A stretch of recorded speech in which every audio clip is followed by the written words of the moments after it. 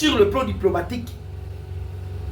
Tellement que Paul Kagame intervenant déjà dans le bâtiment. Et il y a Kagame un choc. Kagame un choc. Alors, la diplomatie par laquelle le président Félix Akendaki n'a pas niveau du polo, et pesa qui Kagame choc, a eu ça la réussite. Kagame a eu ça la réussite par rapport il y a diplomatie au Mukonzambo Kasalaki. Parce que dans le qui intervenir Kagame, na problème à Zaki n'a pas tué. Bayebi saki moi si na mobali noza sou mutakozwa ba choc ya makasité. Kagame tellement yebi que ba pesa même iré délai. Il y a ba jour na na mokili. Voilà pourquoi Kagame il faisait du n'importe quoi. Il faisait du n'importe quoi. Maintenant tant voyez qu'on coupe na bloc, il y a président Tshisekedi. Mukonzamboka a contré Paul Kagame na ba voix nyoso Kagame mandai ko ya namo. Tous les voies par laquelle le Paul Kagame a mandai ko ya na banzela nyoso na 4 lignes de front ya Bitumba autobudi avec le Rwanda. Tous ces 4 lignes de front, le président Félix a contré Kagame. Et Kagame a fait la réussite. Na réussite wana Kagame Salaki, il a été évacué de toute urgence. Babimisa qui est na Lumbangu. Bakendaki na ye en Allemagne na Munich. Akendaki en Allemagne na Munich. Kagame akei lobby na pourquoi c'était vers 20h. Un journaliste belge a publié sur la mort de Paul Kagame. Alors Kagame serait déjà mort na Munich en Allemagne. Les Maïmaï va confirmer par rapport à ce qui s'était passé dans Rwanda. Parce que le lobby dans Rwanda trouble les acquis makas. Mais depuis que le Belge a outaki kobimisa document sur la mort, parce qu'il est le premier, c'est un journaliste belge. Yenda Zaraki Moutuya Yambo a dit que Paul Kagame ne plus. Tsikoyo. Ce que je vous dis est vrai. Personne n'a démenti sur la nouvelle qui nous a été annoncée par le ministre belge sur la mort de Paul Kagame. Donc, Tsikoyo, personne n'a démenti cela. Maintenant, qu'est-ce qui se passe? Côté tout le monde est suspect, côté tout le monde est suspect. C'est comme si Bamindele Babombi est secret. Na côté na ba source moko bazolo baké, il a été babeta qui est injecté qui est poison. Oh na zoe bisabino na côté na source moko balobi ba injecté qui est poison. Je ne confirme pas la mort de Paul Kagame. Je le dis toujours na conditionnel par rapport il y a des informations tout ça à notre possession. Mais ce qui paraît un peu louche, et un remplacement au salami na Kigali na minitoyo. C'est ce qui devient maintenant inquiétant. C'est ce qui devient de plus en plus inquiétant. Le premier ministre qui prend maintenant les devants, qui prend les contrôles parce que Ndengeka Kagame, situation Zoé Banate est tellement tendue. Je vous informe que trouble les gens à Kigali, débloque et bimina Kigali. Débloque et bimina Kigali. Bloc il y a Liboso et ça plaît bloc il y a Mwasi ya Kagame, Babourne. Bloc il y a Mibale et ça bloc il y a Baougande. Bloc il y a Liboso et ça Mwasi ya Kagame et certains officiers. Bloc il y a Mibale, Mwasi ya Kagame là certains officiers avec son fils aîné Yvonne Kagame. Yvonne Kagame. Deuxième bloc et ça bloc il y a James Kabarebe avec les officiers encore. Bloc déjà il y a James Kabarebe et Zalaki na avantage. Avantage il y a bloc il y a James Kabarebe et Zalaki par rapport à Yannick. Par rapport il y a réunion au Kabarebe à Kotaki James Kabarebe à Kotaki réunion avec tous les officiers rwandais. Donc ces derniers jours, la Timère a pris du volume et apparemment ne répond plus. Hein? Na ba chimiothérapie. Ba chimiothérapie est aussi balisouté. Donc c'est celui qui cause des douleurs intenses. Azalaki na tumeur cérébrale. Tala ba Paul Kagame oyo bande konanga. toi tu as des timeurs, tu cherches à affronter Mouton Azana Nzoto Bopikiliki. Oh, ils ont locaté Bandeko Congolais. Ils ont un timeur cérébral. Et puis, ma pesa est repos. Le conso. Le là, il a fait de la République démocratique du Congo abattoir naïe. Il y a un peuple congolais. Il y a aussi les Congolais. Il a fait de la République démocratique du Congo abattoir. Nzambe aba Congolais, c'est quoi à Télémi? Toloba ki yango, plus rien ne sera comme avant. Tous ceux qui ont contribué, n'a plus de 18 millions de Congolais au Bakoufi, na Est, Nzamba Zolongo la bango na mokili. Ça c'est la prière ya ba Congolais. Nzamba Zolongo la bango na mokili. Ndenge komedi Kagame, c'est ce qui va se passer aussi et pas ya Kabila. C'est ce qui va se passer aussi et pas ya Kabila. De la manière où Dieu a frappé, ça c'est le châtiment de Dieu. Bandeko ba Congo démocratique du Congo en otage. Botou nanga planini baso sala. Aimez la vidéo, commentez, partagez les liens. Aimez la vidéo, commentez, partagez les liens. Babengi si ba fidèle na ba église catholique, gouvernement congolais bo activer pour empêcher hémorragie oyo basango bana kata ko préparer.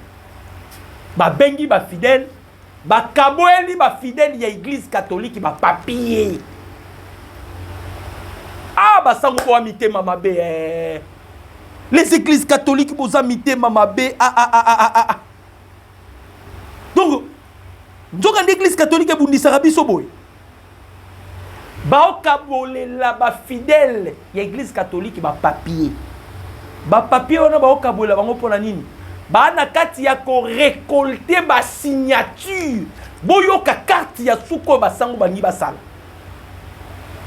Le cola les Américains ba poussi nini ya deal la signature ya ba deal entre les États-Unis et la République démocratique du Congo ba poussi yango par rapport ya ultimatum oyo l'ONU et l'administration Trump ba pesi na ba rebelle ya ba M23 parce qu'on doit procéder d'abord si les retraits ya ba M23 par là Joseph Kabila a créé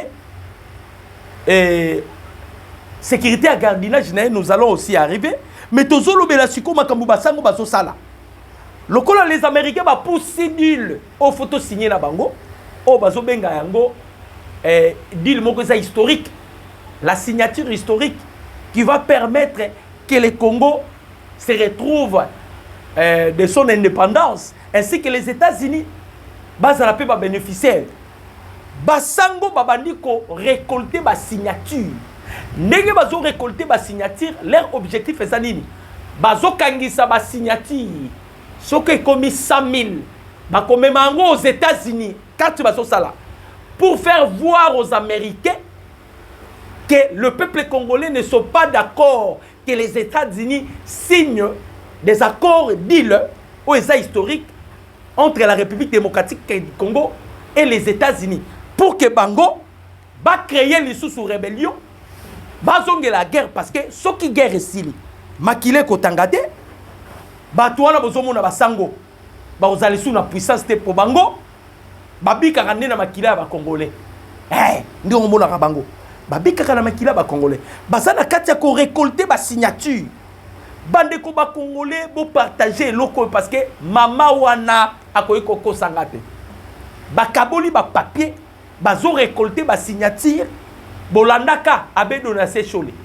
A sala point de presse à lobby, tozo senga ba américain, ba koyi kozo ba menire na biso par force té. Tozo senga bango, ba peuple congolais, baza d'accord té na ba corps ba signé. Lokola ezana soubasmaté. Ils avaient délégué toute une délégation. Les délégations et kendaki aux États-Unis d'Amérique, or que Donald Trump, vu ba génio soyé bi ba magui, Donald Trump avait instruit administration naïe, même le département américain, que aucun Américain a contact avec les individus.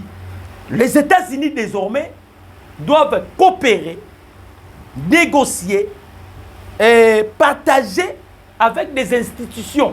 Donc, ils ont sous ma individualité. Ndenge ba koro Joseph Kabila Sala entre les individus et les individus, les États-Unis baningi bongote. Les États-Unis travaillent avec les institutions. Ce que bango babandi ko créer lokoyo bazo récolter ba signature. Bazo récolter ba signature. Pour babi misela biso et loko suka oyo bazo préparer. Parce que les espoirs, pardon, l'espoir qu'ils avaient, premièrement, espoir bazala ki nango ya Paul Kagame, babi déjà que non, kuna makambusie baby. Makambusie baby. Babi déjà que kuna pas ya Kagame, makambusie baby. Loko le pas ya Kagame makambusie baby, ba lamu ki siko babandi ko sala ba deko, ce que je vous dis est vrai. Je vois comme si les journalistes belges, après avoir publié sur la mort de Paul Kagame, peut-être bagela qui est. Parce que jusque-là, na koti na ba page à journaliste wana a okomate, a olobate, mais il était le premier à publier, c'était vers 20h. Né a publié qui sur la mort de Paul Kagame. C'est comme si ba na kati ya ko bomba quelque chose. Ba mindele ba yebi loko li ba préparer. Na ba source mususu bazo ko affirmer qu'il a été injecté. Mais injecté qui est poison. La preuve, na minitoyo, Rwanda est dirigé par le premier ministre.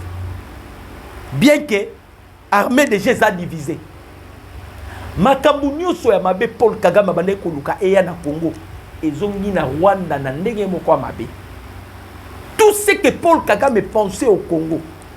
Vous ne voyez pas que na minito tokola la peto la muki, neti moi ça Kagame azo traité que James Kabarebe, c'est lui qui a fait les coups.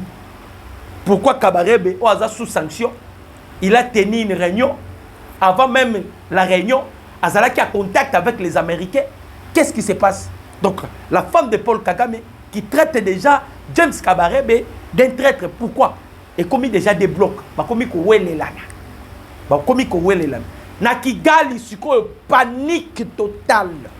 Bangonyo sont en débandade. Banango qui espérait na Paul Kagame. Bananga qui avait l'espoir à Paul Kagame. Quel sera votre sort? Quel sera votre sort? Kagame ba mindele ba betiye à 2 reprises, si vous allez vous souvenir. Première reprise, Kagame a été visité par des drones, rayon X, drones américains, des drones mystérieux, et frappé tous les usines, toutes les entreprises où ils allaient qui tout près à Ndakudaï. Ils allaient qui calciner.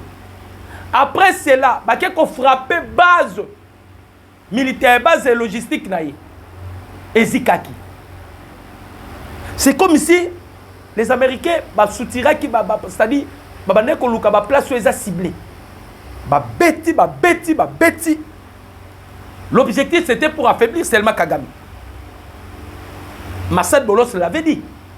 Alors, si Kagame a s'entêté, les États-Unis utilisera tous les atouts.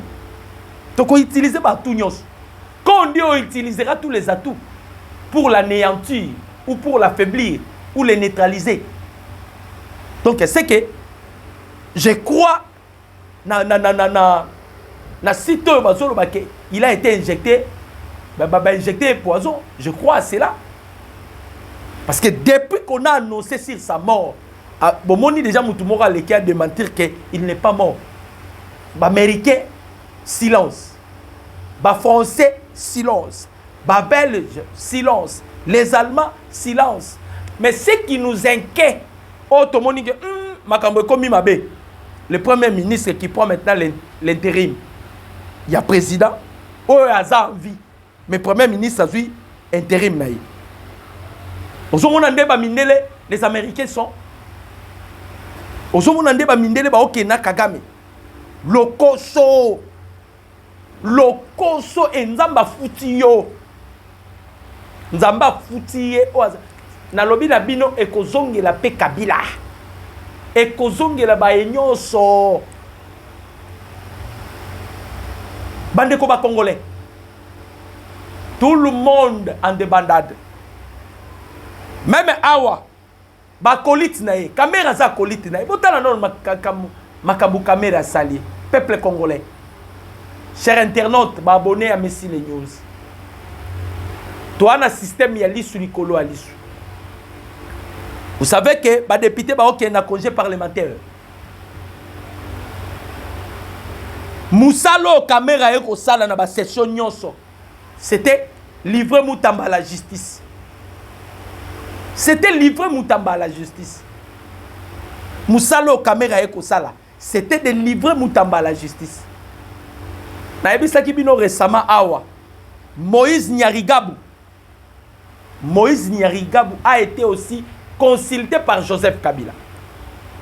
Mais je vous informe que Moïse Nyarigabou a siégé à l'Assemblée nationale. C'est un député. Jusqu'à présent, Kamere incapable, les députés incapables d'initier une motion pour que l'Ongolais militaire va poursuivre sur le plan sur la justice congolaise. Kamere ne l'a pas fait. Kamere ne l'a pas fait. Wana Liboso, Oto Olo Banabino sont des indices. Oto Mounié pas Kamere. L'heure est venue où nous devons maintenant dénoncer Kindokia Kamere. Semence du serpent. Wana Liboso, Yami Bale Bandekoba Congolais. Toujours Kamere. Toujours Kamere. Oyebi ke ti bazo kende na congé awa bazo kende. Bandeko. Babomi batu na Bukavu, na Fungu, na Funu. Babomi batu na Bukavu. Bazo continuer na koboma parce que babi ba okende. Kamere en aucun jour a dénoncé l'agression rwandaise.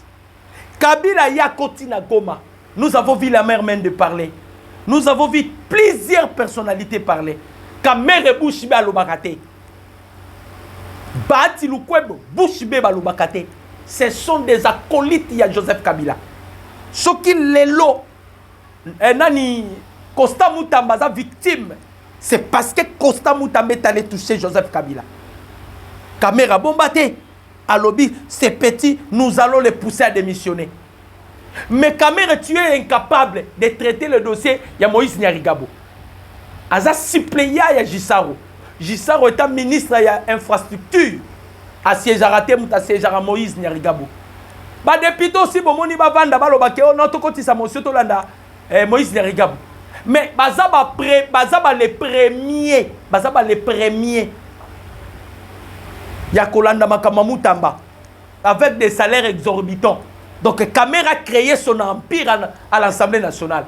Le président Félix, l'Assemblée nationale, tout le monde appelle le réseau Salatem Kozamboka. Dissoudre Rango Kaka. Dissoudre Rango comme ça, Kamera, Atikala Kaka Nenga Zawana Bandeko Congolais. Il n'a jamais dénoncé l'agression rwandaise. Tout le monde, lorsque Kabila est à Goma, vous avez vu tout le monde a acharné sur Joseph Kabila. Tout le monde va la mère Mende, tout le monde va Fumutoto. Tout le monde a parlé. Mais Kamere Bouchibe, Namunoka Kamere le réseau Bimezarani. Nous allons pousser ces petits à démissionner. Moutamba. Nous allons pousser ces petits à démissionner. Nous allons pousser ces petits. Donc, Yo Moussalo Yaki Kusala à l'Assemblée nationale, c'est chercher à renverser Moutamba. C'est chercher à pousser Moutamba dans la démission. Mais tu es incapable de dénoncer tout ce qui se passe dans Goma. Vous êtes incapable de dénoncer.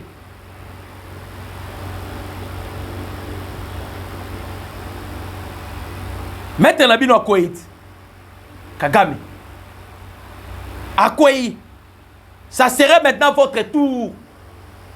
Le président Félix a dit Nabino malem. Tu as vu ça qui Kagame. On a pression, pression. Et la moussi timel. Yewana, vraiment bomba. Soit pas koufié. D'ailleurs, Kokoufa Kagame, même les anges au ciel, bah, au là. Kokoufa ya Kagame. Naba ange na lola. Bah, au yembanze, bah, au bina. Bon, c'est là. Donc, liwa na ye et kozala feti na lola. Liwa ya Kagame. A traumatisé ma ange parce que tout le temps les gens priaient. Les gens priaient. Et les anges, bangonde bazora ba prière, ya batu ba memare pas yanzame. C'est ce que les anges font. Mais imaginez Madi a prière à Congolais ba prière pour la liwa ya Kagame. Donc les anges, bazala qui au four et moulin. Basu prier, baki na pas nzambe. Basu prier. Maintenant les anges ba roula ba monique Kagame a koufi. Les anges ba cette fois-ci to coupé manang. To coupé ma parce que prière à Kabila pe ko ya. Mais les anges ba ozana ese ko coupé ma. Qui pouvait pas nani ko yiko bana loba e Kagame a koufi ma ouais. Soki Kagame Congolais ou Kagame akufi mawa. Botala Congolais, mutakolo ba Kagame akufi mawa ezaka caméra. Ou bien batwana mibale.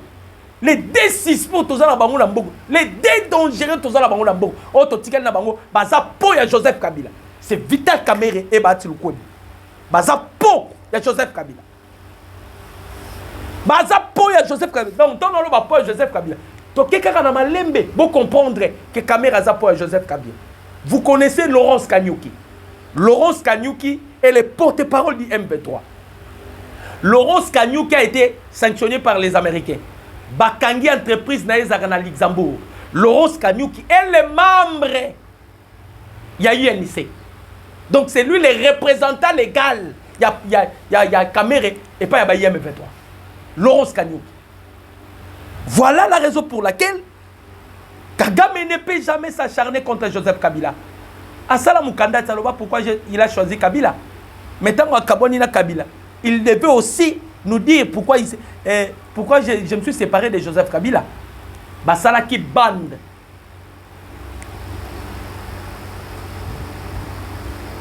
Basala qui bande. Ce sont des M23 que nous avons dans notre capitale. Les M23 autour dans la capitale. Basala qui bande, mais Dieu les a confondus parce que toi, Kenabango, Malembe. Ozomona mutu na mutazo kweya na makamuna ye. Mutu na mutazo kweya. Lelo Kabila comme ça la gardinage. Entreprise à gardinage Kabila. Kabila comme na sukaye. Entreprise ya gardinage.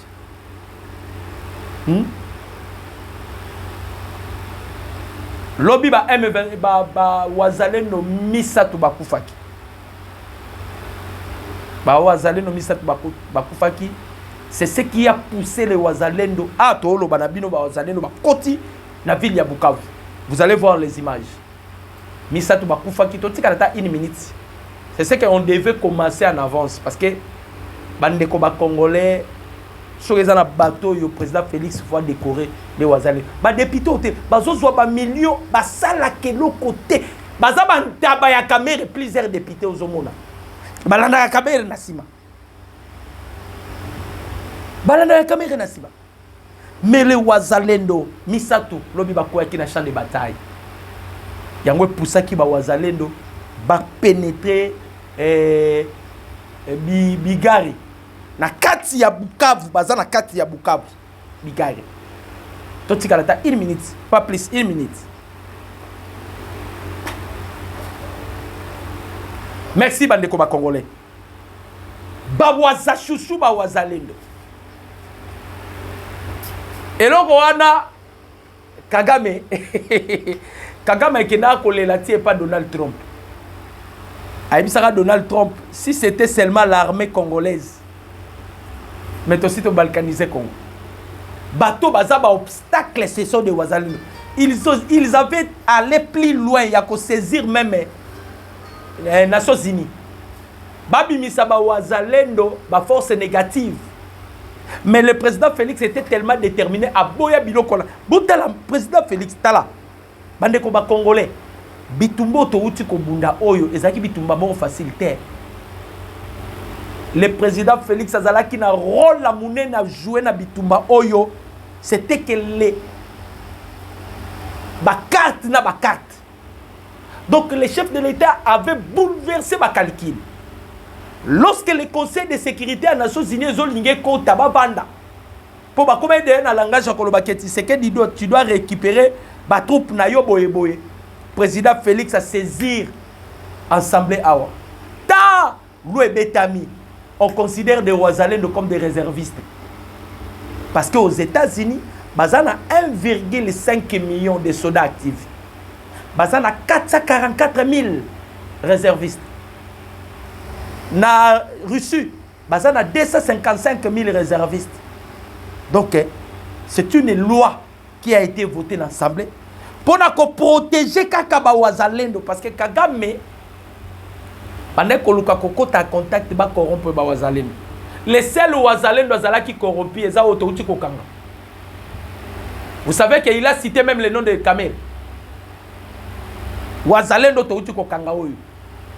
Vous comptez Maï. Autoproclamé, général autoproclamé. Kabindo. Kabido, si c'est Kabido. Autorité kokanga na niveau Boutem.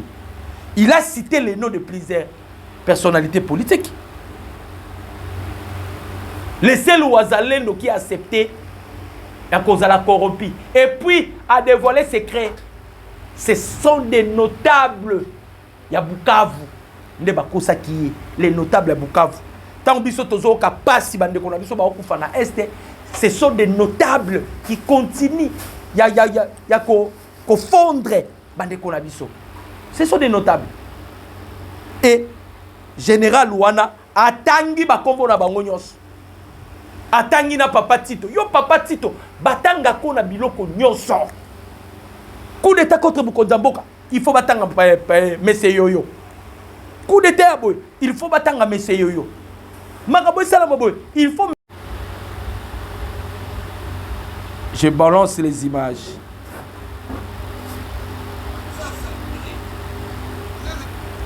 Papa, ah vous en Bukavu.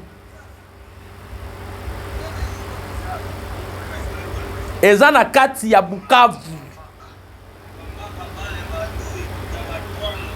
Donc bazana kanda ya masekite nenge ba perdre kaka 3 ba kufa kiwana na champ de bataille donc bandeko. Eza blagité.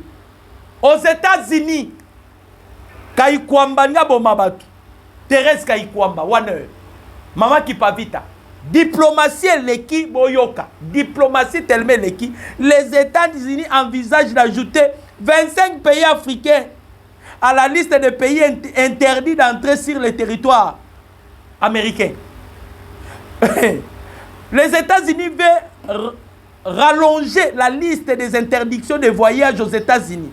Le gouvernement américain envisagerait d'imposer des instructions de voyage ou interdiction totale d'entrée pour les ressortissants de 36 pays, dont 25 du continent africain.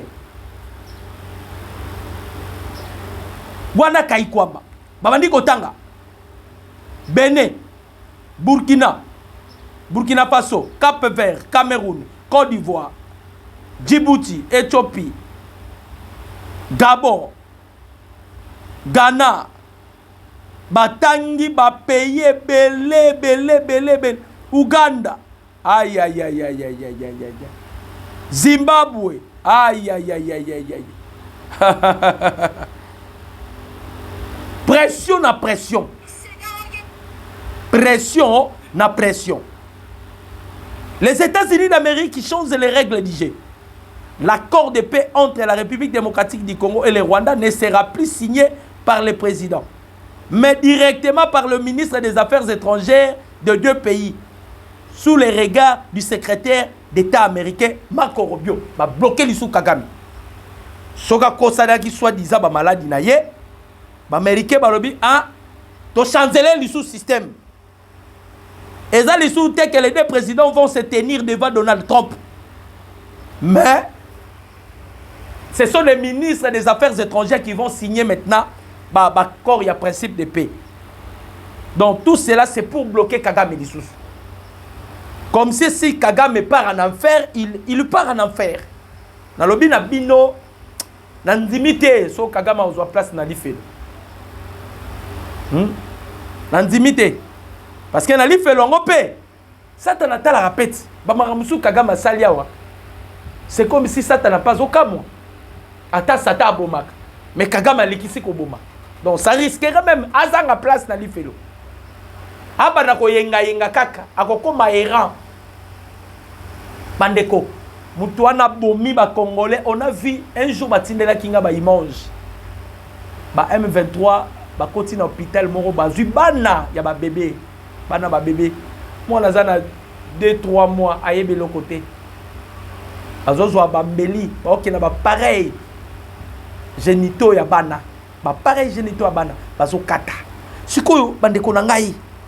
Mutulo la Kagame soka kufi. Vous voyez que ça serait une fête. Par rapport ya bato makambo basali. Kokufa nae ça serait une fête. Hein? Et ekozala fete monene. Babomi lokola tolobaka kaka ke personne ne peut s'égaler à Dieu. Kagame voulait se comparer avec Dieu. Lui, il pensait qu'il est Hitler. Mais il y a Hitler. Voilà. Aujourd'hui, l'accomplissement de ce que le président Félix avait prédit, ça s'accomplit maintenant.